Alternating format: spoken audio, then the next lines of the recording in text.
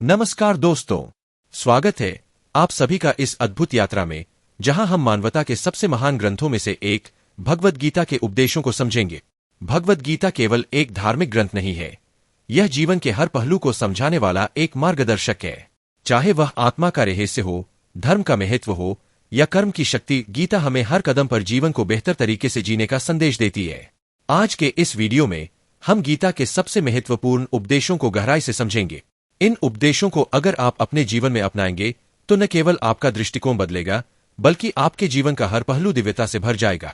तो चलिए इस आध्यात्मिक और प्रेरणादायक सफर की शुरुआत करते हैं। गीता का पहला और सबसे महत्वपूर्ण संदेश है धर्म और कर्तव्य का पालन। भगवद गीता के अनुसार धर्म केवल पूजा पाठ तक सीमित नहीं है, यह हमारे जीवन में जिम्मेदारियों, नैतिक मूल्यों और कर्तव्यों के पालन का प्रतीक है। युद्ध भूमि पर जब अर्जुन मोहग्रस्त हो गए और अपने कर्तव्य का त्याग करने लगे, तब भगवान श्री कृष्ण ने उन्हें याद दिलाया कि उनका धर्म अपने कर्तव्यों का पालन करना है। गीता में कहा गया है, स्वधर्मे निधन श्रेय परधर्मो भयावह, अर्थात अपने धर्म का पालन करते हुए मरना भी श्रेष्ठ है, जबकि दूसरे के धर्म का पालन करना खतरनाक हो सकता है। हमारे दैनिक जीवन में धर्म का अर्थ है अपने परिवार, समाज और कार्यस्थल पर जिम्मेदारियों को निभाना। कई बार हमें अपने इच्छाओं और कर्तव्यों के बीच संघर्ष करना पड़ता है, लेकिन गीता हमें सिखाती है कि सच्चा धर्म वह है जो हमारे जीवन को अर्थपूर्ण और समाज के लिए उपयोगी बनाता है। गीता का दूसरा मुख्य संदेश है निष्काम कर्मयोग। भगवान श्री कृष्ण कहते हैं, कर्मण्येवाधिकारस्ते मा फलेषु कदाचन, अर्थात तुम्हारा अधिकार केवल कर्म करने में है, उसके फल में नहीं। आज के समय में हम में से कई लोग अपने कार्यों के परिणाम को लेकर चिंतित रहते हैं। क्या हम सफल होंगे? क्या हमें मान सम्मान मिलेगा? लेकिन गीता सिखाती है कि परिणाम की चिंता किए बिना पूरी निष्ठा और ईमानदारी के साथ अपना काम करना ही सच्चा कर्म है। जीवन के हर क्षेत्र में, चाहे वह नौकरी हो, पढ़ाई हो या रिश्ते हो, यह संदेश हमें चिंता से मुक्त करता है और हमारी ऊर्जा को बेहतर दिशा में लगाता है। निष्काम कर्म योग हमें सिखाता है कि सच्चा आनंद केवल प्रक्रिया में है, परिणाम में नहीं। भगवद गीता हमें आत्मा का अमरत्व सिखाती है। भगवान श्री कृष्ण अर्जुन को समझाते हैं कि यह शरीर नश्वर है, लेकिन आत्मा अजर अमर है। वह कहते हैं, न जायते म्रियते वा कदाचिन नायं भूत्वा भविता वा न भूयः, अर्थात आत्मा न कभी जन्म लेती है और नहीं मरती है। जब हम जीवन को आत्मा के दृष्टिकोण से देखते हैं तो जीवन और मृत्यु का भय समाप्त हो जाता है। गीता हमें यह समझने में मदद करती है कि मृत्यु केवल एक प्रक्रिया है, आत्मा का अगले चरण में प्रवेश करने का माध्यम।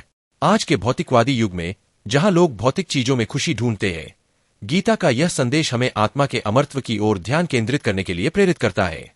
यह समझ हमारे जीवन को सरल, शांत और अर्थपूर्ण बनाती है। गीता हमें मन और इंद्रियों को नियंत्रित करना सिखाती है। भगवान श्री कृष्ण कहते हैं, उद्धरेदात्मनात्मान नात्मानमवसादेत, अर्थात अपने मन द्वारा आत्मा को ऊपर उठाओ, न कि उसे नीचे गिरा। हमारा मन ही हमारे जीवन का सबसे बड़ा मित्र और सबसे बड़ा शत्रु है। जब हमारा मन हमारे काबू में होता है तो हम हर परिस्थिति का सामना कर सकते हैं, लेकिन जब मन हमारे ऊपर हावी हो जाता है तो हमारी दिशा खो जाती है। गीता के इस संदेश से हम सीख सकते हैं कि ध्यान और योग के माध्यम से अपने मन और इंद्रियों पर विजय प्राप्त की जा सकती है। यह आत्मनियंत्रण हमारे जीवन में शांति और सफलता लाता है। गीता का अंतिम और सबसे गहन संदेश है भक्ति योग। भगवान श्री कृष्ण कहते हैं, मन्ना भव मद्भक्तो मद्याजी मां नमस्कुरु, अर्थात मुझ में मन लगाओ, मेरे भक्त बनो और मेरी पूजा करो। भक्ति योग हमें सिखाता है कि जब हम अपने अहंकार और भौतिक इच्छाओं को छोड़कर भगवान के प्रति समर्पित हो जाते हैं, तब हमें सच्चा आनंद प्राप्त होता है। भक्ति हमें ईश्वर से जोड़ती है और हमारे जीवन को दिव्यता से भर देती है। आज के जीवन में, जहां हर कोई व्यस्त है, भक्ति योग हमें आंतरिक शांति और परम आनंद का अनुभव कराता है।